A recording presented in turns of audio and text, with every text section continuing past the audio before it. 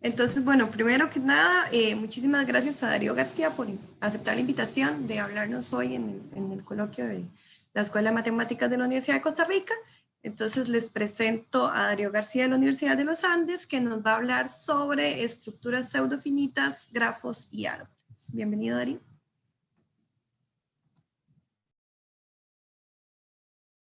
Estás en mute. Gracias. Muchas gracias, Sami, y muchas gracias, Juan, por la invitación y a todos ustedes por venir hoy. El área en la que yo trabajo es teoría de modelos, que es una subárea, digamos, de la lógica matemática. Y lo que voy a contarles hoy, pues, es como más o menos el trabajo que yo hago, obviamente comenzando desde la parte más básica, y es sobre estructuras pseudofinitas. Entonces ya les voy a contar de qué se trata, ¿listo? Y para arrancar, pues toca arrancar con la definición de qué es un lenguaje de primer orden, ¿listo? Si algunos de ustedes ya han visto el curso de lógica o están viendo el curso de lógica, probablemente estas primeras diapositivas les van a parecer muy familiares. Si no, pues vean el curso de lógica con Rafa o con Sami, seguro les va a parecer interesante. Entonces, un lenguaje de primer orden, pues en principio es simplemente una colección de símbolos que uno divide en tres clases. Uno supone que hay símbolos de constante, símbolos de función y símbolos de relación. Pero en principio son solo símbolos, ¿de acuerdo? Y cuando hablamos de una estructura en un lenguaje dado, pues es un conjunto que está dotado de ciertos elementos y funciones y relaciones distinguidas para los símbolos que uno tiene en L, ¿de acuerdo? Entonces esa definición pues parece bastante como ad hoc, digamos, parece que no tuviera que ver mucho con matemáticas, pero si uno revisa con cuidado, casi todas las estructuras algebraicas que uno ha trabajado, pues tienen este tipo de presentación. Por ejemplo, en el lenguaje de grupos, uno tiene un símbolo para el elemento neutro y un símbolo de función binaria que va a representar la multiplicación. O en anillos ordenados, como el de los reales, uno tiene un símbolo para el 0, un símbolo para el 1, un símbolo para la suma, otro para el producto y otro para el menor. En el lenguaje de grafos, uno habla de un símbolo de relación binaria, ¿cierto? Para los grafos, o en el caso de espacios vectoriales, uno tiene un símbolo de suma y además tiene un símbolo que significa multiplicar por alfa, donde alfa es un elemento del campo, ¿de acuerdo? Esos son los símbolos que uno tiene, pero uno puede además interpretarlos en diferentes estructuras, ¿cierto? Entonces, cuando uno tiene el grupo de los enteros, uno puede verla como una estructura en el lenguaje de grupos, en donde esta E, que es un símbolo, se interpreta como el elemento 0, y esta operación estrellita, que es un símbolo, se interpreta como la función binaria que da la suma en el grupo. De la misma forma, pues uno tiene la estructura de los reales, y aquí es importante pues notar que este menor es una relación binaria, o sea que es un subconjunto de R al cuadrado, donde X está relacionado, donde X, Y pertenece a esa relación si solamente si X es menor que Y. Y para espacios vectoriales, pues uno puede verlo como una estructura en este lenguaje, en donde la interpretación de f sub alfa de X es alfa por X, el escalar alfa que está en el campo, no en el espacio vectorial, por X que sería el vector. ¿Listo? Eso es lo que es a grosso modo un lenguaje de primer orden. Y cuando hablamos de fórmulas, nos referimos a cadenas finitas de símbolos que se construyen a partir de ese lenguaje. ¿Listo? No solamente los símbolos de ese lenguaje, sino que además vamos a aceptar símbolos de variables, que vamos a llamarlos B1, B2, etcétera, o X, Y, Z, como es normal más en matemáticas. Vamos a usar el símbolo de igualdad, que siempre se va a entender como la igualdad de verdad entre dos elementos. Uno utiliza conectivos, que son el I, el O y la negación. Y además uno utiliza cuantificadores como para todo existe y paréntesis para evitar las ambigüedades. ¿Listo? Lo que es importante resaltar cuando habla de L fórmulas, digamos, fórmulas en un lenguaje, es que primero son cadenas finitas de símbolos que tienen algún significado, que tienen, digamos, que tienen un sentido, ¿vale? Eso se ve muy claramente cuando ven el curso de lógica, pero uno, o sea, los que lo están viendo probablemente saben que la definición cuesta muchísimo, uno se demora muchísimo para tratar de definir qué significa tener sentido. Entonces, por ahora solo vamos a decir que tienen sentido y tal vez vamos a remarcar dos propiedades, una propiedad interesante más bien. Bueno, dos propiedades interesantes, que es lo que hace que esto sea de primer orden. La primera es que tienen que ser secuencias finitas, entonces yo no me voy a permitir tomar, por ejemplo, un i de muchas cosas infinitas, una intersección de muchas cosas infinitas. Y también los cuantificadores solamente varían a variables que están asociadas a elementos de una estructura. Entonces no voy a poder permitirme decir cosas de la forma para todo subconjunto de, ¿cierto? Si mi estructura es M, yo puedo decir para todo elemento de M, pero no puedo decir para todo su conjunto de M. ¿Listo? Por supuesto, uno puede cambiar esto y es posible hablar de ese tipo de cosas cambiando un poquito el lenguaje, pero eso no, de eso no vamos a hablar hoy. Y cuando hablamos de una L sentencia, pues estamos pensando en una sentencia en la que todas las variables aparecen cuantificadas. Bueno, esas sentencias pues van a marcar las propiedades que tienen las estructuras en sí. Las fórmulas son más propiedades que se pueden analizar en ciertos elementos, mientras que las sentencias es una propiedad que o es cierta en la estructura o es falsa en la estructura. Entonces veamos algunos ejemplos. Y para eso pues digamos que es un conjunto definible. Entonces un conjunto definible se puede entender como el conjunto de soluciones de una fórmula de primer orden. Entonces uno tiene por ejemplo la fórmula phi de x1 hasta xn y A1 hasta M, entonces A1 hasta M son como elementicos de la estructura M, y uno puede hablar de la fórmula con variables x1 hasta xn y uno dice parámetros A1 hasta M. Pero el punto clave es que esto se parece mucho a cuando ustedes consideran, por ejemplo, los ceros de un polinomio.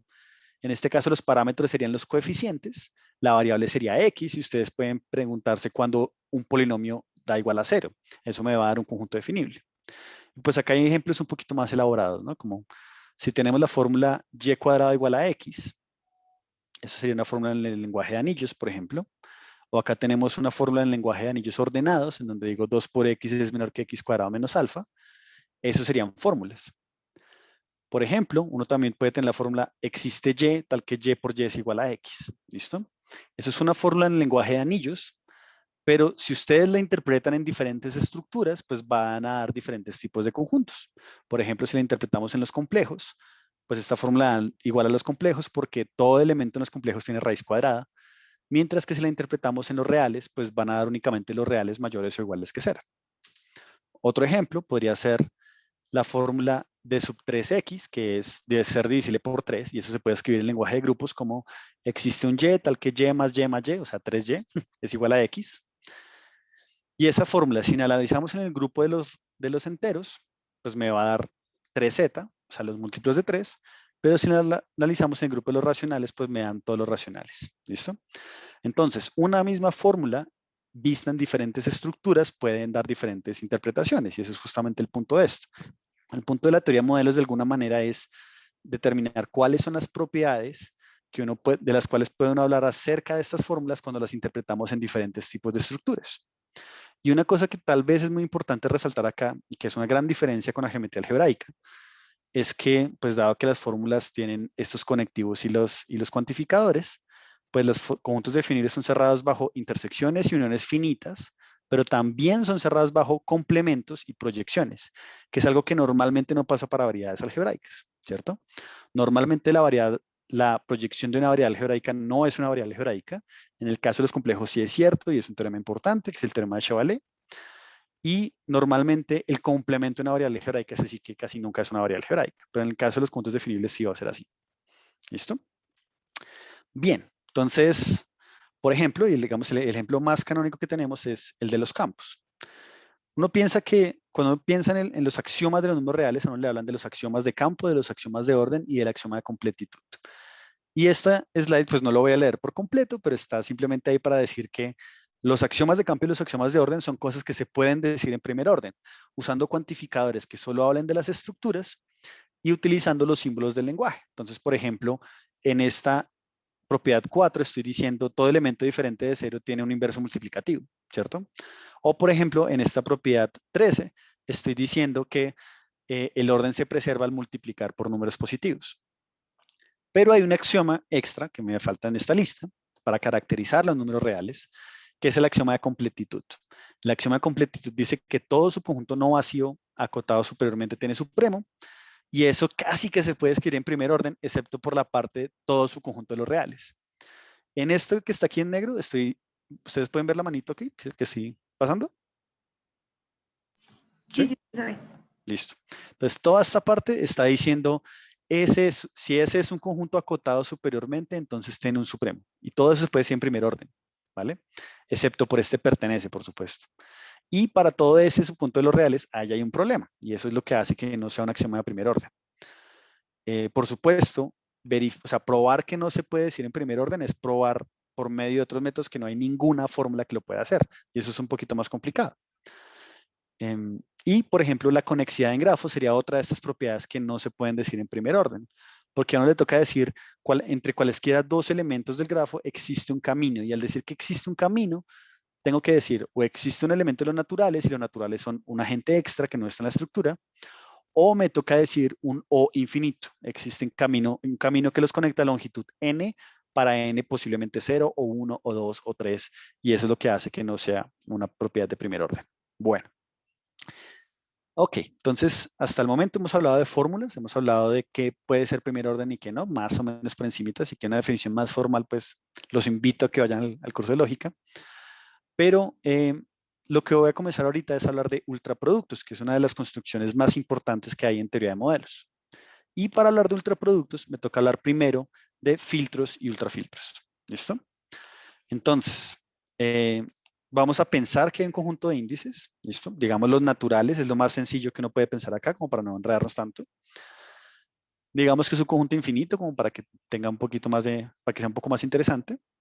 Vamos a definir qué es un filtro sobre ese conjunto. Y un filtro sobre ese conjunto, pues va a ser una colección de subconjuntos, ¿listo?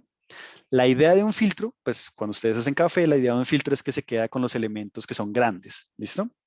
Y acá, pues yo voy a decir que el conjunto completo es grande, pero que el vacío es chiquito, eso parece razonable. Lo segundo es que si A está en el filtro, o sea, si A es grande, y B es un subconjunto más grande que A, pues B también se debería quedar en el filtro, que eso en efecto pasa. Y la segunda condición, pues es un poco más ad hoc, no la da, pero es simplemente si tenemos dos conjuntos que están en el filtro, es decir, dos conjuntos grandes, y los intersectamos, eso también da algo grande. Bueno, eso es lo que significa hacer un filtro en general.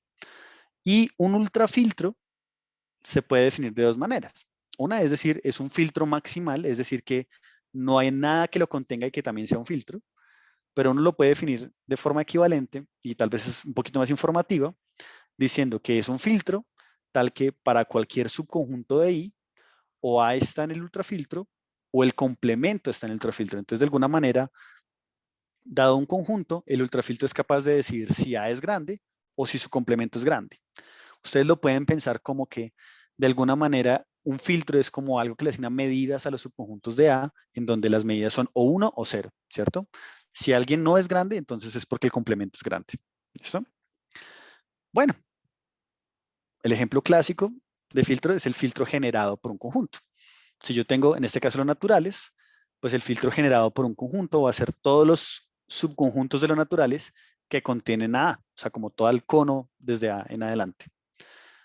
Eso va a ser un filtro siempre y va a ser un ultrafiltro únicamente cuando A sea un singleton, ¿vale? Y la razón es que si tengo dos elementos, digamos A y B, pues singleton A y singleton B son dos posibles subconjuntos y alguno de los dos debería ser grande, por lo tanto el otro debería ser pequeño, ¿de acuerdo? Entonces ambos no pueden estar a la vez en el ultrafiltro. Por lo tanto, la única manera de que estos filtros sean ultrafiltros es que sean generados por un singleton n y por eso se llaman filtros, ultrafiltros principales. ¿Listo? Otro ejemplo que también es clásico es el del filtro de Frechet. Uno dice, el filtro de Frechet simplemente tomamos todos los conjuntos de los naturales tales que su complemento es finito. ¿Sí? Ese conjunto no es un ultrafiltro porque el conjunto de los pares pues es infinito, pero también su complemento es infinito. Entonces, ni él ni su complemento están en el filtro. Sin embargo, y aquí es donde voy a usar la palabra, o sea, algo de teoría de conjuntos, si uno usa el lema de Zorn, y espero pues que sepamos qué es, uno puede probar que todo filtro se puede extender a un ultrafiltro. ¿Listo? Si no, pues entonces créanme este hecho, que todo filtro se puede extender a un ultrafiltro. Entonces uno habla de ultrafiltros que son no principales. Fíjense que el filtro de Frechet pues le dice que no a todos estos singletons, entonces el ultrafiltro que contenga el filtro de Frechet no puede ser principal, ¿vale? Y esos de hecho son los más interesantes. Entonces ahí hay cierto como dependencia del axioma de elección porque estamos hablando del lema de Zorn, pero una vez uno acepta esto, pues la idea es poder hacer construcciones más elaboradas. Bueno, entonces listo. Ahora sí voy a decirles que es un ultraproducto. Entonces, la idea del ultraproducto es que se comporte como un límite de muchas estructuras. Uno tiene una colección de estructuras M sub I y la idea es producir algo que de alguna manera sirva como límite estructural de todas estas estructuras. Por ejemplo, en álgebra es normal tener muchas estructuras y tomar el producto, tener muchos grupos y tomar el producto cartesiano o la suma directa o cosas de ese estilo, ¿vale? Esto va por las mismas líneas. Entonces, si tenemos una colección de estructuras, vamos y tomamos un ultrafiltro sobre I, pues vamos a definir lo que se llama el ultraproducto de las M sub I. ¿Cómo funciona esto? Pues como conjunto es el conjunto del producto cartesiano, entonces se ve como un montón, una tupla de muchos elementicos, cada uno de los cuales está en alguna M sub I, pero vamos a partir por una relación de equivalencia. La relación de equivalencia es que una tupla va a ser equivalente a otra tupla, si solamente si, pues dos elementos son casi siempre iguales. Cuando digo casi siempre, es que el conjunto de coordenadas donde son iguales pertenece al ultrafiltro. Recuerden que el ultrafiltro es algo grande, ¿no? Entonces, pues dos elementos van a ser equivalentes y sus coordenadas son iguales para U casi todo, y esa es la frase que uno utiliza. Esto por ahora nos dice cuál es el conjunto, pero como yo les digo que es un ultraproducto de estructuras, pues la idea es que si son estructuras en un mismo lenguaje, haya una forma canónica de representar esos símbolos del lenguaje. Y la forma canónica, pues si han visto algo de álgebra, es lo que uno esperaría.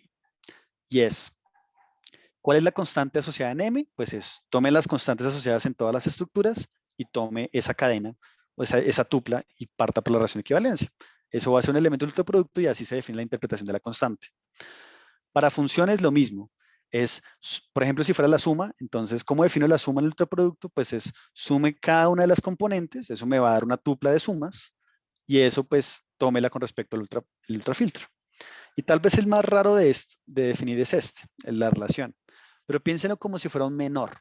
Entonces vamos a decir que un elemento es menor que otro si cuando yo miro las coordenadas del primero son casi siempre menores que las coordenadas del segundo, ¿vale?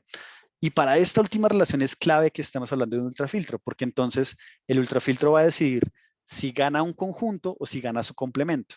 Entonces, cuando ustedes revisen las coordenadas donde se cumple una de las relaciones, o esa está en el conjunto o su complemento está en el conjunto.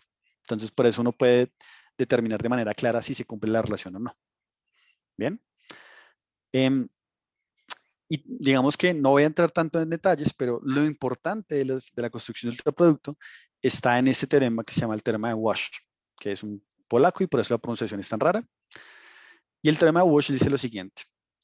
Es como un fenómeno de transferencia entre las estructuras que uno tiene, las propiedades de las estructuras que uno está tomando el ultraproducto y el ultraproducto como tal. Dice lo siguiente. Si uno toma una colección de estructuras en un mismo lenguaje y cualquier ultrafiltro, no importa, entonces, algo es cierto en el ultraproducto, sí, solamente sí es cierto en la mayoría de las estructuras. Y eso aplica incluso para elementos. Entonces, si yo tengo una fórmula phi de x1 hasta xn, y yo quiero saber si se cumple para unos elementos a1 hasta n, eso va a pasar sí, solamente sí. Yo reviso en las estructuras y reviso las tuplas correspondientes y la mayoría de las veces se cumple la fórmula. Cuando digo la mayoría de las veces es con respecto al ultrafiltro que uno escoja, ¿de acuerdo? Entonces, digamos que la forma de resumir esto es una afirmación es cierta en el ultraproducto, sí, solamente sí es cierta para casi todas las estructuras. Y por eso es que yo les hablaba de que el ultraproducto es un límite estructural de las estructuras que uno tiene. Bueno, entonces yo creo que esta va a ser como probablemente la última definición que de hoy, más allá de, digamos, como la última definición que vamos a necesitar hoy.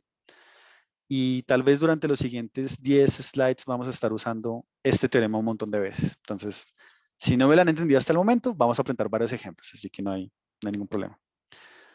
Entonces, comencemos con el primero. Ya vamos a hablar de algunas aplicaciones de ultraproductos. La primera aplicación que uno ve fácilmente es que uno puede determinar que la propiedad de ser conexo en grafos no es expresable en primer orden, en el lenguaje de grafos. Entonces, ojo con esto. Antes habíamos visto que como que no era expresable, porque la forma normal que uno usa para expresarla no era una fórmula de primer orden, necesitaba una disyunción infinita, un O infinito. Pero lo que nos estamos preguntando acá es, bueno, ¿y será que no hay otra fórmula? ¿Será que no hay otra forma mucho más elaborada con muchos más cuantificadores que sí lo exprese? Lo que vamos a probar usando ultraproductos es que en efecto eso no pasa. ¿Listo? Y la forma de hacerlo es, supongamos que sí, supongamos que hay una fórmula en primer orden que me dice si un grafo es conexo o no, ¿vale? Entonces vamos a considerar dos tipos de grafos, que vamos a llamar, perdón, unos grafos C sub n, que pues acá está escrito de forma larga, pero ustedes lo pueden imaginar básicamente como el grafo cíclico de longitud 2n. Eso es lo que quiero decir cuando dije como, digo que x menos y, digo que x está relacionado con y, si solo si x menos y es igual a 1 módulo 2n. Es el grafo cíclico simplemente. Y tomamos su ultraproducto, ¿vale? Entonces G va a ser, U va a ser un ultrafiltro no principal sobre los números naturales y vamos a tomar el ultraproducto. Entonces, ¿qué pasa con este ultraproducto? Pues este ultraproducto es un grafo, porque yo puedo decir en primer orden que una relación no es reflexiva, diciendo para todo x no se tiene que x estar relacionado con x, y que es simétrica para todo x y para todo y. Si x está relacionado con y, entonces y está relacionado con x. Por lo tanto, este G va a ser un grafo. ¿Listo? Como cada uno de estos es conexo, porque es un grafo cíclico, ¿cierto? Esos grafos son conexos, y estamos suponiendo que se puede escribir ser conexo en primer orden, pues tiene que haber una sentencia sigma que diga eso, y el grafo por el teorema de Walsh, pues también va a ser, el ultraproducto también va a ser un grafo conexo. Por un lado, es conexo, supuestamente. Por el otro lado, hay dos elementos en particular. Y estos dos elementos están armados de una forma muy particular. Una es, fijo alfa como 1, 1, 1, 1, 1 con respecto al ultrafiltro. Eso es tomar 1 todo el tiempo. Y el otra coordenada, que debe haberlo llamado beta, es 1, 2, 3, 4, etcétera. ¿Listo? Entonces, si se fijan, es el elemento en el que en el ciclo, bueno, acá no puedo dibujar muy bien, o tal vez sí, voy a intentarlo y si no me funciona muy bien, pues no importa. Pero entonces, digamos que este es el ciclo. Entonces, por un lado tomo el punto 1 y por otro lado estoy tomando el punto n, que fíjense que es el elemento que está lo más lejano posible del elemento 1. Por este lado la distancia es n y por este lado la distancia también es n, porque recuerden que esto es 2n también, ¿no? Entonces, eso es alfa. Alfa siempre van a ser unos y beta siempre van a ser n's. Pero entonces fíjense que lo que termina pasando es que en G no hay ningún camino de distancia finita que me relacione alfa con beta. ¿Por qué? Porque es que el camino más chiquito tiene distancia n en el grafo C sub n. O sea, C sub n satisface que la distancia entre alfa n y beta sub n es más grande que n. Y si eso pasa en C sub n, pues en el ultraproducto también pasa. Y eso pasa para todos los n's. Entonces G termina diciendo que la distancia entre alfa y beta es mayor o igual que n para todo n. Y fíjense que este para todo n lo dejé por fuera, no lo puse como cuantificador. Eso quiere decir pues que G no es conexo. Y eso sería una contradicción. Yo había supuesto que había una sentencia sigma que me decía cuándo el grafo era conexo y resulta que no, que G satisface sigma pero no puede ser conexo. ¿Vale? Más aún, cuando uno ya ve un poquito más qué es lo que está pasando, uno se da cuenta que G se escribe como la unión de dos a la left 0 cadenas contables, donde cada cadena pues se ve como un grafo de este estilo. ¿Listo? Que sigue para ambos lados. ¿Vale? Entonces, una primera aplicación de ultraproductos es mostrar que ciertas sentencias no se pueden expresar en primer orden. ¿Cómo? Ciertas propiedades no se pueden expresar en primer orden. ¿Cómo? Pues suponemos que sí, tomamos el ultraproducto y el ultraproducto dice que no. Es básicamente la idea. O mírenlo de otra manera. Tenemos intentos de contraejemplos o contraejemplos aproximados, que son, bueno, déjeme, vuelvo al original, ya. Tenemos unos contraejemplos aproximados que en el ultraproducto se ven como un contraejemplo ya de la propiedad que uno quiere probar. ¿Listo? Entonces, primera aplicación, hay cosas que uno puede probar que no se pueden expresar en primer orden usando ultraproductos. Vale, la segunda aplicación que quería mostrarles hoy era, me toca borrar los dibujos, ¿cierto? Listo. Es la de el análisis no estándar o la existencia de infinitesimales.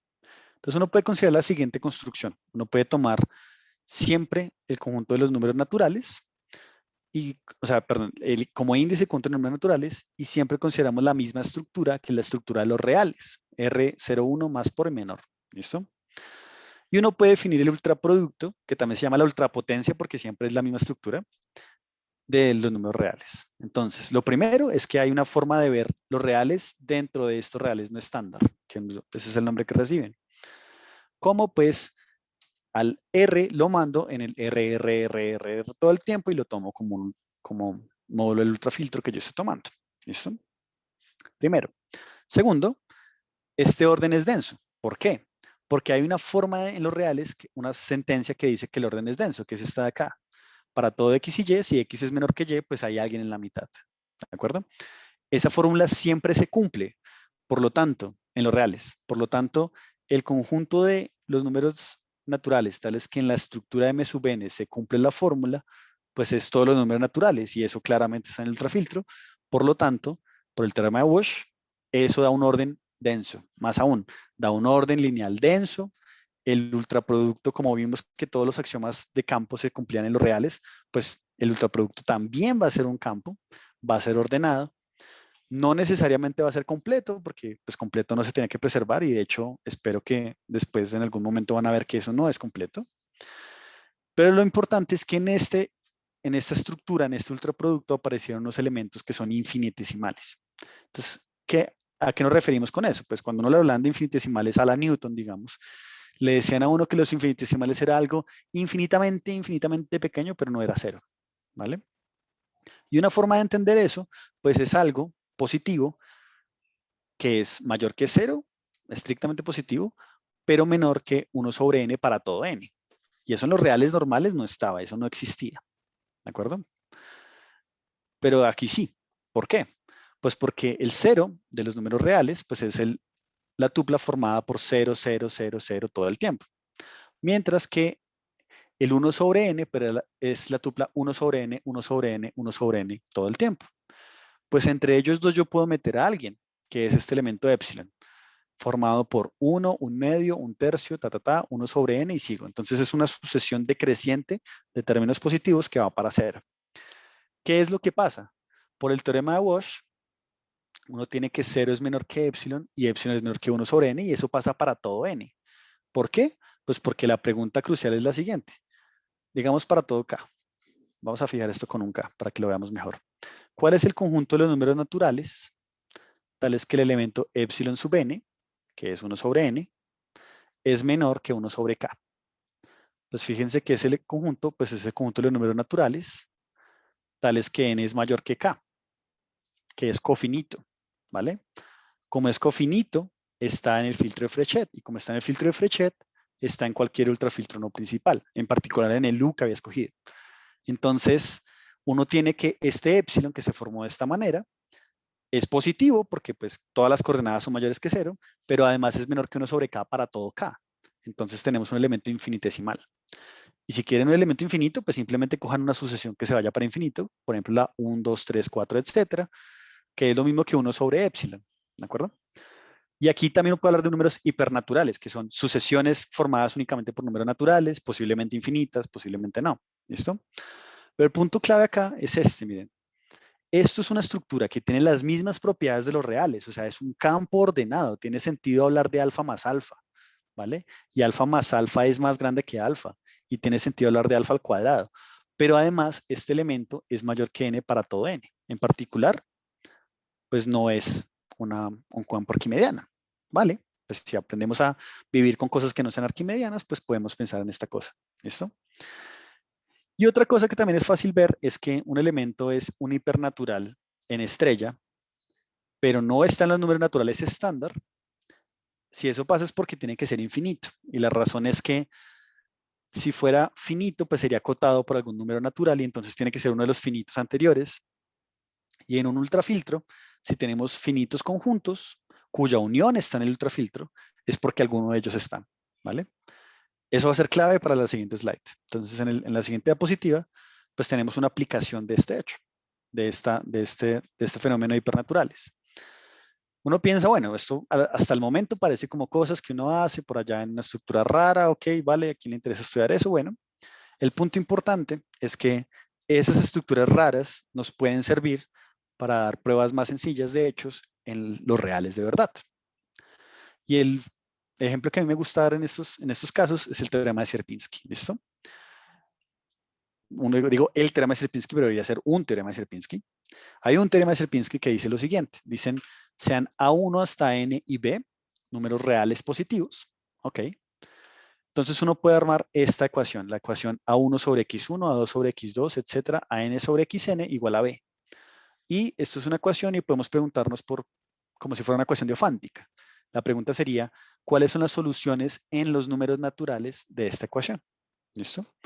Y lo que dice el teorema de Sierpinski es que una vez uno fija A1 hasta N y B, números reales positivos, esta ecuación de acá tiene únicamente finitas soluciones en los números naturales. ¿Listo?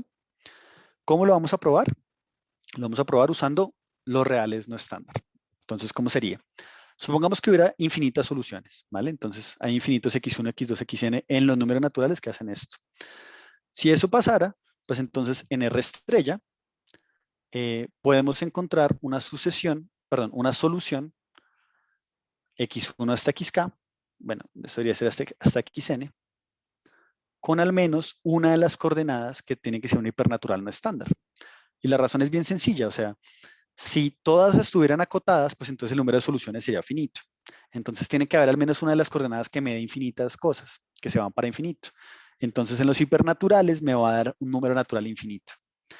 Y esto es clave. Entonces, sin pérdida de generalidad, vamos a suponer que son las primeras K, por ejemplo. Y que las demás, pues son que las primeras K sí son estándar y que las demás son no estándar. Entonces, cuando yo paso a restar, pues me está dando esta expresión. Esto es una expresión que es cierta en los reales no estándar. Los reales no estándar satisfacen este simbolito. No lo había dicho antes, pero lo estoy diciendo en este momento. Entonces, en los reales es cierto esto que está escrito acá. A sub k más 1 sobre x k más 1, a sub n sobre xn es igual a b sub 0 menos esta cosa. ¿Listo? Pero esto es absurdo y les voy a decir por qué. Si ustedes revisan la parte de la derecha, eso es un número real estándar y es mayor que 0. ¿Vale? Por otra parte, si ustedes revisan la parte de la izquierda, como se supone que xk más 1 hasta xn son hipernaturales, ¿de acuerdo? Estos manes son infinitesimales. Porque son números positivos dividido cosas que son más grandes que n para toda n. Y es imposible que un infinitesimal sea igual a un real estrictamente positivo. Eso no puede pasar. Por lo tanto, pues la conclusión es que tenía que haber finitas soluciones desde el principio. ¿Listo? Si uno revisa con cuidado, y uno puede ser súper escéptico en este caso, es posible encontrar una solución usando análisis épsilons de esta demostración, ¿de acuerdo? No es que sea imposible. La ganancia de utilizar ultraproductos es que de alguna manera se suaviza la prueba. Es como, ok, lo que hacía Cauchy con límites era lo mismo que hacía Newton con infinitesimales. La diferencia es que Cauchy le da un tratamiento formal y pues le toca esforzarse un poquito más en argumentos que probablemente a Newton usando infinitesimales le costaban menos. Ese sería más o menos un ejemplo de este tipo de cosas. ¿Listo? Bien. ¿Alguien tiene alguna pregunta hasta acá? Yo tengo una pequeña pregunta. Sí. Aquí realmente cuando hablamos de hipernaturales, ¿tenemos alguna noción de que los naturales sean definibles o algún predicado que adjuntemos para No, poder hablar de ellos? No, justamente la forma, o sea, uno juega como a dos bandas. Uno sabe que hay unos elementos que son definibles, unos que no son definibles, ¿cierto? Y hay cosas que son definibles, no en primer orden, pero sí son definibles en el metalenguaje, lo llamamos así. Esa sería una de esas cosas. Entonces, uno dice, un hipernatural es un número natural no estándar. Es decir, un número que no es ni el 0, ni el 1, ni el 2, ni el 3, ni el 4. Y ahí estamos utilizando pues, el metalenguaje para hablar de ellos. ¿Listo? Lo bonito es que la construcción de ultraproducto me dicen que ese tipo de elementos existen. Y ahí es cuando uno comienza a trabajar. ¿Vale? Pero sí, uno puede de hecho demostrar que no hay forma de definirlos en primer orden. Claro. Y la prueba es usando ultraproductos. Bueno, entonces por cuestiones de tiempo voy a saltar un poquito unos slides que tenía por acá. Y ahora los dibujo, sí. Que era el siguiente ejemplo. Entonces, si quieren y me lo quieren preguntar, sería maravilloso, que es el ultraproducto de las cláusulas algebraicas de FP, especialmente porque está relacionado con el teorema de Ax-Grothendieck. Entonces, me voy a saltar esa explicación y voy a saltar a la segunda parte de la charla, que es hablar de estructuras pseudofinitas. Entonces, ¿qué son las estructuras pseudofinitas? Las estructuras pseudofinitas se pueden entender, y yo creo que la forma más fácil de entenderlas, como los ultraproductos de estructuras finitas. ¿Listo? Entonces, una estructura es pseudofinita si las siguientes condiciones son equivalentes. Una de ellas es para cualquier sentencia, o sea, propiedad sin variables libres que sea cierta en la estructura, esa propiedad también es cierta en una estructura finita. Y esto va a ser el equivalente a que M es elementalmente equivalente a un ultraproducto de estructuras finitas. Es decir, tiene las mismas verdades, y eso no lo voy a definir como estructuras finitas, ¿vale? ¿Por qué uno se queda con elementalmente equivalente y uno dice simplemente es isomorfo? Pues una de las razones es que uno puede probar que los ultraproductos de estructuras finitas o son finitos o tienen cardinalidad 2 a la 0, y esas son las únicas dos opciones. Entonces, si uno quisiera hablar como de ciertas estructuras contables, por ejemplo, los racionales o algún tipo de grafos contables, y uno quiere ver si son pseudofinitas o no, pues no le gustaría que la razón fuera, pues por cardinalidad no da, ¿cierto?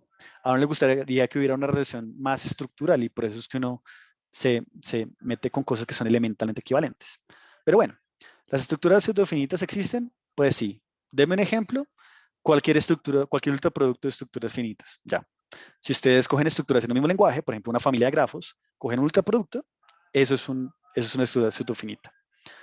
Entonces veamos primero los ejemplos fáciles de estructuras que no son pseudofinitas. ¿Listo? Por ejemplo, el orden de los racionales o el orden de los enteros no son pseudofinitos.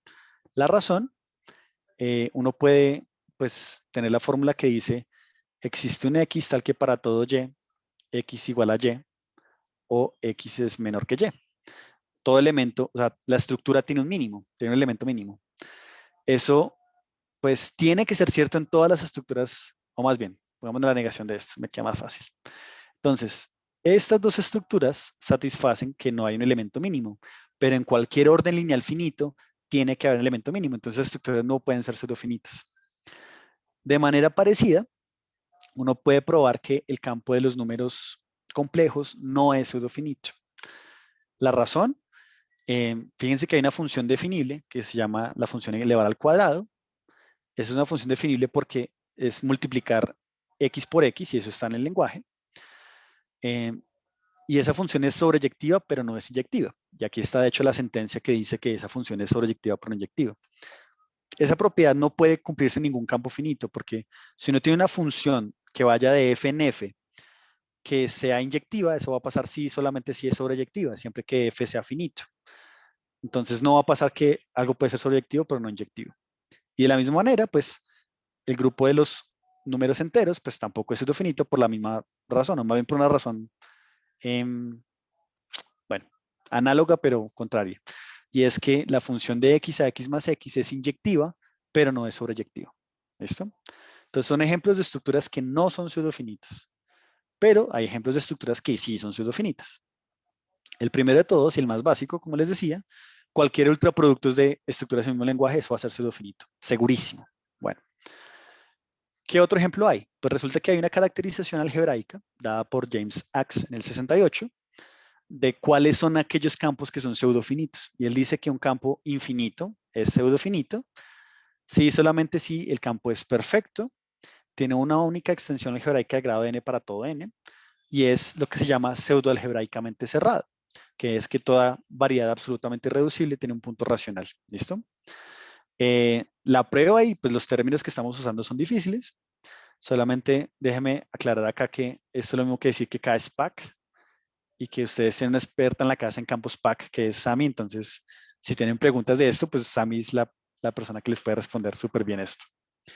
Bien. Y tal vez el último ejemplo que quisiera dar es este. Uno puede probar que los reales con la suma son isomorfos a el ultraproducto de los grupos primos cíclicos con la suma. ¿Listo? La forma como uno lo demuestra es un ejercicio bastante interesante, y es usar el teorema de Walsh para mostrar que ambos son grupos abelianos divisibles y libres de torsión. Entonces, ambos son espacios vectoriales sobre Q. Y además, la cardinalidad de ambos es 2 al left 0. Entonces, tienen que ser dos espacios vectoriales sobre Q de la misma dimensión, por lo tanto, tienen que ser isomorfos, porque los estoy mirando solamente como grupos. Bueno, bien. Entonces, digamos que los últimos dos ejemplos que quisiera dar es un ejemplo un poquito enredado y un ejemplo medio fácil. Y es el siguiente. Pues uno puede también hablar de, ok, ¿qué tipo de grafos son pseudofinitos? Entonces, si tiene un grafo finito, pues eso es pseudofinito seguramente. Pero lo importante es, si yo tengo grafos contables, ¿cómo puedo ver si son pseudofinitos o no? Y el primer ejemplo, tal vez el ejemplo más chévere, viene de un teorema de Erdős que muestra que el número de Ramsey de K es mayor o igual que 2 a la K medios. En otras palabras, cualquier grafo que tenga 2 a la K medios, por lo menos 2 a la K medios vértices, tiene que tener un conjunto, un clic o un anticlic de tamaño K. Esto es más o menos que la forma como lo pruebo. Y si uno revisa la demostración de Erdős, uno se da cuenta que hay una propiedad súper importante. Entonces, él define una cosa que se llama el método probabilístico, define una cosa que se llama los grafos aleatorios, que es como pensar en un grafo con n vértices, y digo si dos elementos están conectados, dependiendo, pues con probabilidad medio. Entonces, es como tirar una moneda y decidir si dos elementos están relacionados. Digamos que me salió cara, los conecto. Luego miro otro par de elementos, tiro la moneda, si me salió sello no los conecto y así sucesivamente. Una Esa es la pequeña idea. pregunta, Darío, perdón, perdón, te Sí, interrumpí. dime, Sammy, ¿A qué, tranqui. ¿a qué te refieres con clic? Ah, buenísima pregunta. Porque si no sabemos qué es clic, lo demás no va a tener sentido. Pero un clic es un conjunto de puntos donde todos están relacionados con todos. Y un anticlic, pues va a ser un conjunto de puntos en donde ninguno está relacionado con ninguno. ¿Listo? Entonces un clic, si lo quieres ver de otra manera, es un grafo completo metido en el grafo total del que estás hablando. ¿Sí? Gracias. Vale. Entonces, lo que mostró Erdős, de hecho, es que, o sea, lo que mostró Ramsey es que si yo fijo el K, hay un punto a partir del cual cualquier grafo con n vértices tiene por lo menos un clic o un anticlic de tamaño K. Eso es el teorema de Ramsey en versión de clics y anticlics.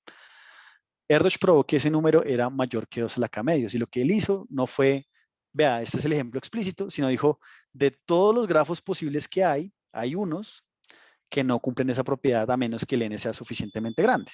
¿Sí? Y esa misma prueba muestra que la probabilidad de que un grafo tomado arbitrariamente contenga un conjunto homogéneo, pues es menor que 1. En particular, tiene que haber alguien que tenga, que no contenga ningún conjunto homogéneo. Homogéneo es clic o anticlic. Pero él también se dio cuenta que estos grafos satisfacen una propiedad súper importante que se llama los axiomas del restaurante de Alice. Y esta propiedad dice lo siguiente. Si tomamos R puntos acá, tiene que haber un elemento Z, bueno, aquí lo llamé X, que está relacionado con todos los elementos de un lado y no está relacionado con los elementos del otro lado. ¿Listo? Eso parece una propiedad súper fuerte, si ustedes fijan incluso un R, pero lo que probó Erdős es que, de hecho, casi todos los grafos satisfacen eso. La probabilidad de que un grafo tomado al azar satisfaga esta propiedad tiende a 1 cuando el número de vértices tiende a infinito. ¿De acuerdo? Y eso pues también inspira la teoría del grafo aleatorio. La teoría del grafo aleatorio es justamente esta teoría que está acá. Escojan todas las sentencias que son de este estilo y júntelas. Se llama la teoría del grafo aleatorio, o RG, por Random Graph. Bueno, pues resulta que esa cosa tiene un único modelo contable. Rado probó eso, ¿sí? Y el punto importante es que no solo eso, sino que además se puede aproximar como un ultraproducto de grafos finitos. Y eso es un poquito más complicado. Pero la forma como lo probó, digamos, una de las posibles pruebas que hay, o sea, hay una prueba que es medio probabilística, súper no constructiva, que es como la mayoría de los grafos lo satisfacen, debe haber alguien que lo satisfaga y tome el ultraproducto y así. La otra forma, que es un poco menos constructiva, perdón, más constructiva, solo un poco, pero es más constructiva, es hablar de los grafos de Paley, que son grafos finitos, y yo digo que X está relacionado con Y, si X menos Y es un cuadrado, diferente de 0, por supuesto, ¿vale? Cuando tomo un ultraproducto infinito de ese tipo de grafos, y aquí Q congruente con 1 módulo 4 es simplemente para que el grafo sea simétrico, porque menos 1 va a ser un cuadrado, eso siempre va a dar un modelo de grafo aleatorio. Bueno, entonces cuando uno llega a este punto, pues vale la pena decir, ok, hay varias preguntas que uno puede hacer, y es, primera, ¿qué tipo de estructuras son pseudofinitas? Y esa pregunta puede ser muy amplia porque estamos hablando de, ok, hay que mirar cuáles son las propiedades de todas las estructuras y eso puede ser difícil de clasificar. Entonces uno trata de acotar un poquito la pregunta y dice, ok, bueno, si no puedo decir eso, ¿cuáles grafos contables son pseudofinitos? Y ahí uno se puede dar cuenta que hay una trampa y es una trampa lógica medio rara, que es que toda estructura se puede interpretar en un grafo. ¿Listo? Es decir, deme una estructura de primer orden, yo puedo encontrar un grafo que tiene un pedazo definible que es isomorfo a la estructura que me dieron originalmente. Entonces, con esa afirmación, que es una, pues digamos que es clásica, aunque no la ve mucho en los cursos de lógica, pues uno se da cuenta que estas dos preguntas son equivalentes, por lo tanto, tal vez muy amplia. Entonces, uno quisiera refinar un poquito más la pregunta y uno puede preguntarse, ok, si no puedo saber eso, por lo menos tratemos de ver cuáles árboles, grafos sin ciclos, van a ser pseudofinitos. Y se me ha olvidado que tenía esta conjetura, que tal vez vale la pena decirla, y es, hay una cosa que se llama el grafo genérico libre de triángulos, ¿cierto? Que es un grafo que se construye como una unión de grafos que son libres de triángulos y una unión de manera muy explícita por medio de una construcción que se llama el límite de Fraise, que no voy a exponer ahorita. Pero el punto clave es que la conjetura abierta, probablemente más famosa en esta área, es que no se sabe si ese grafo es pseudofinito o no. Es un grafo que es una unión de grafos finitos, pero no se sabe si las cosas que son ciertas en ese grafo, si cada una de las propiedades también tiene propiedades finitas, ¿sí? Bueno, entonces vamos a quitar esto, borrar los dibujos y vamos a la siguiente. Entonces la pregunta con la que me interesaría concentrarme ahorita es, ok, vamos a mirar árboles, pensándolos como grafos sin ciclos, y vamos a ver cuáles árboles son pseudofinitos y cuáles no. Y pues contables, basta mirar contables porque bueno, hay otro teorema que me dice que toda estructura infinita tiene una estructura elementalmente equivalente que es contable. ¿Listo? Eso se llama el teorema de Loewenham-Schole. Entonces, por eso es que vas a mirar los grafos contables. Y quisiera comenzar con un ejemplito. Entonces, vamos a comenzar con este ejemplo. Este es un ejemplo de un árbol, digamos, tres ramificado, donde está la raíz, de ahí salen tres hijos, y de cada uno de esos puntos hay tres sucesores más, y así sucesivamente. ¿Listo? Este grafo no es pseudofinito. ¿Por qué no es pseudofinito? Porque no pueden hablar de una sentencia que dice existe un X, existe un vértice de grado 3 y los demás vértices tienen grado 4. Esto parece un poco trampa, pero pues no es difícil darse cuenta que eso se puede decir en primer orden. Por ejemplo, si quiero decir que algo tiene grado 3, digo que existen Z1, Z2 y Z3 que son distintos y que están conectados con X y que cualquier otro vértice que esté conectado con X es Z1 o es Z2 o es Z3. ¿Listo? Entonces, existe un punto, existe un vértice de grado 3, los demás tienen grado 4, maravilloso. Esa sentencia se cumple en ese árbol, pero no puede tener modelos finitos. Y la razón por la que no puede tener modelos finitos es el handshaking lemma. Entonces, el handshaking lemma dice que si uno coge un grafo y suma los grados de todos los vértices, pues eso me tiene que dar 2 veces el número de aristas. Y la prueba, pues es, si uno piensa en el grado, es el número de aristas que salen de un punto, pero cada arista tiene 2 vértices. Entonces, cuando yo sumo todos los grados, estoy contando 2 veces cada una de las aristas que aparecen. Por eso es que da 2 veces el número de aristas. Bueno, pues ¿qué pasa si eso es en un grafo finito? Entonces, ¿qué pasaría si esta sentencia sigma fuera cierta en un grafo finito? Pues habría un punto que tiene grado 3, los demás tienen grado 4, digamos que son o n-1, donde n es el número de vértices del grafo, y pues 3 más 4 por n-1 no puede ser 2 veces el número de aristas porque el lado de la izquierda es impar y el lado de la derecha es par. ¿Listo? Entonces, ok, hay ejemplos de árboles que no son pseudofinitos. Sin embargo, pues hay otros que sí son pseudofinitos, ¿vale? Por ejemplo, cualquier ultraproducto de árboles, por supuesto. Sí, esos funcionan. Pero también estos árboles regulares. Entonces, hay un árbol regular, vamos a llamarlo TR, que es pensar en un árbol donde cada punto tiene R vecinos. Y hay un árbol que se llama T infinito, donde pensamos que cada punto tiene infinitos vecinos. ¿Listo?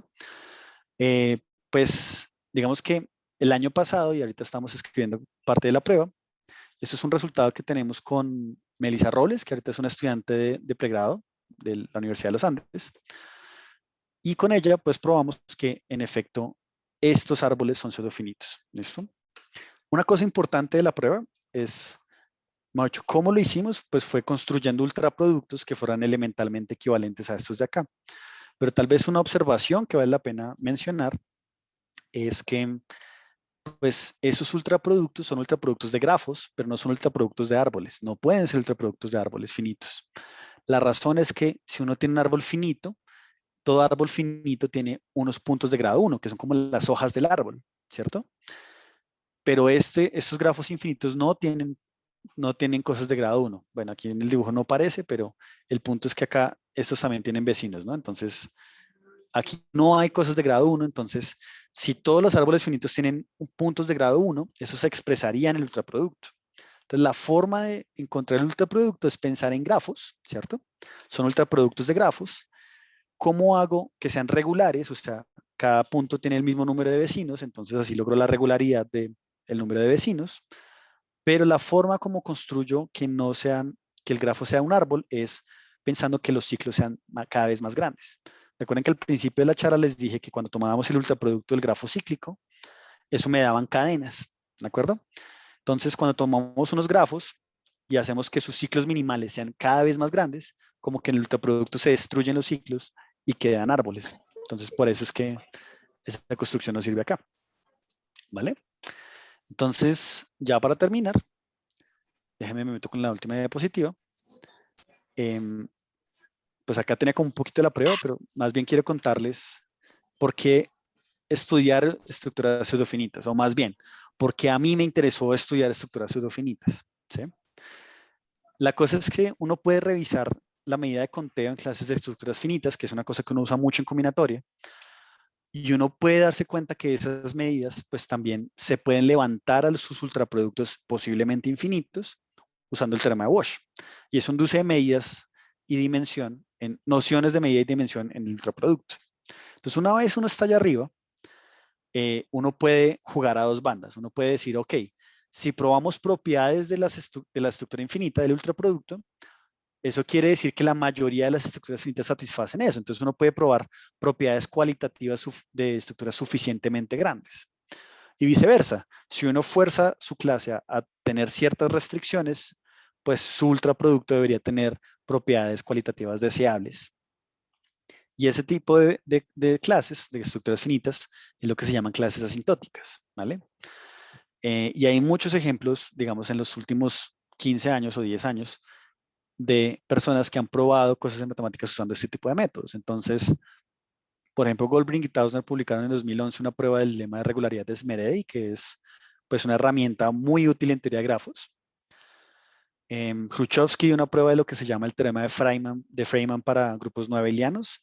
Entonces, el teorema de Feynman es algo que se cumple para grupos no abelianos, que básicamente dice que si un grupo es un subgrupo aproximado, entonces hay cierta estructura de grupo que les dice por qué eso es así. Hay ciertas progresiones aritméticas que se comportan bien. Khrushchevsky lo generalizó usando estos métodos para grupos no abelianos. El mismo Terence Tao usó este tipo de argumentos. De hecho, él usa ultraproductos de campos finitos para mostrar resultados en mapas expansores. Pues no voy a explicar eso hoy porque tampoco es que sepa mucho al respecto. Pero sé que el método existe y cuando ustedes revisan la sección 3 del artículo de él es justamente el uso de ultraproductos. Y también hay conjeturas como la conjetura de Ardós-Heinel, que son conjeturas en grafos, que se han probado que son ciertas para ciertas clases de grafos, y la forma de probarlas fue usando ultraproductos de grafos finitos. Entonces, si están interesados en este tipo de cosas, pues les recomiendo releer esta monografía súper reciente de Dinazo, Goldbring y Lupini, donde utilizan como todo este tipo de métodos para probar cosas en combinatoria, en teoría de Ramsey y en teoría de números. Y pues ya, no me queda sino la última diapositiva, que son algunas referencias, y pues agradecerles por su paciencia y por su atención. Entonces, muchas gracias. Muchas gracias, Darío. Y muchas gracias a todos. Ahora quiero preguntar si hay preguntas. Rafa tiene una pregunta. Ese grafo está infinito. Voy. Ajá. ¿Es también un límite de FCO? No te escuché. ¿Es también un límite de Freset? No, porque no es homogéneo y tampoco es omega categórico. Ah, ok. O Es que sea, el dibujo se ve muy homogéneo. sí, tienes razón. Digo, es muy homogéneo, pero no es omega categórico porque tú puedes tener un árbol conexo, digamos, o puedes tener dos árboles, dos copias, digamos. Mm, Y esas cosas van a tener la misma teoría. Entonces, como no hay una sola cosa contable, pues no puede verse como un límite de Freisea. Pero ahí sí estoy usando como maquinaria más pesada que la que dijo en la charla. mm. Probablemente se pueda escribir como un límite, como una unión de grafos finitos. Eso tal vez sí se pueda. Pero pues no va a satisfacer las otras propiedades interesantes de ser un límite de Freisea. Perfecto, gracias. Y está súper lindo ese resultado con tu estudiante. Me parece muy bonito. El ejemplo está súper bonito. Y de paso puede ayudar a motivar un poco a los estudiantes de pregrado que a veces uno siente que es imposible publicar cuando uno es estudiante de pregrado, ¿verdad? Pues, Sí, sí, sí. De hecho, estamos escribiendo, pues el artículo es, mucho, hay más cosas que no dejé hoy. Ese es como el primer resultado del artículo que tenemos con ella. El otro es más como una caracterización de las cardinalidades de definibles en esa estructura. Entonces, chévere. ujú. ¿Alguna otra pregunta? Yo no estoy segura si veo las manos levantadas porque no son muchas, entonces Con permiso, yo tengo una pregunta. Sí, dale. adelante. Ah, bueno, es que la puse en el chat porque era una cosa de escritura. Entonces, es que no estoy segura cómo se escribe lo de clic y anticlic. Como no está. Pues yo te puedo decir que clic es un ¿cómo se dice? Francofonismo. Sí, Que, francofonía. y yo lo estoy traduciendo del inglés. O sea, en artículos en inglés se escribe clic y yo estoy usando la palabra literal en español. No sé si existe una palabra en español que signifique lo mismo. Entonces, Te iba a preguntar que cómo lo buscaba uno en las referencias, de hecho. en las referencias. O sea, que cómo lo buscaba uno en inglés en los Sí, artículos. Pues, como también. clic, Sí, literalmente. exacto, tal cual. Sí. ¿Es clic o clique?